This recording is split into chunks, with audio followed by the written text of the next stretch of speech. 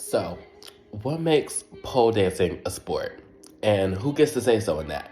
Well, good question you ask, because let's unpack it.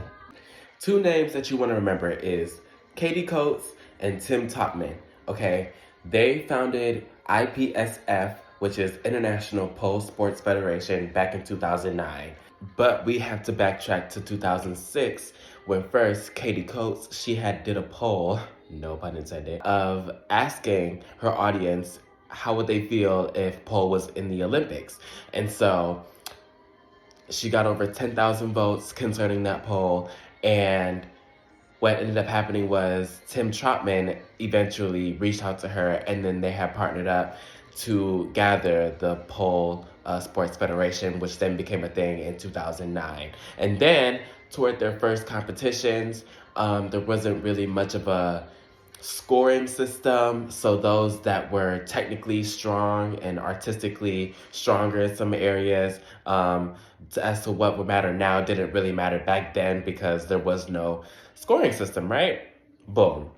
And in 2009, because Katie and Tim had established this new sports federation, then that's when pole sport became a new term, and hence why we use it today, in case you didn't know. In 2011, most of the participant in the pole sports were mainly females because a act that had pretty much got passed where they didn't really want males to compete in the pole sports. So more like the International Olympic Committee and IPSF both agreed to the same terms of keeping the genders balanced out.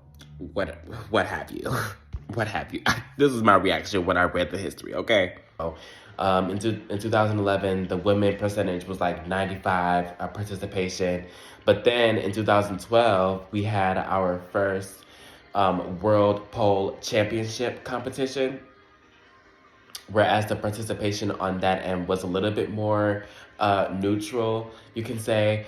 But then in 2013 was when we had the Youth Championship program introduced as well, which in terms of the youth athletes, there were at least 229 athletes from 43 different countries. So you can imagine that pole being a sport was starting to blow up in around the 2010s, 2012s, and 13s and 14s and 15s and ever going, right? But let's keep going. So now, fast forward to 2017, we now have male, junior, and beginner categories that are being opened up into the pole sport for the first time, and then the male participation went up by like 70%.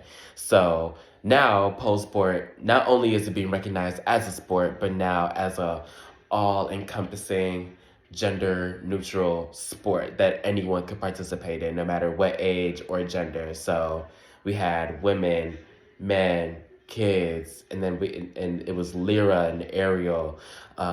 So if anyone says aerial art is not a sport, pole art is not a sport, aerial hoop is not a sport, tell them to do the research, because it is.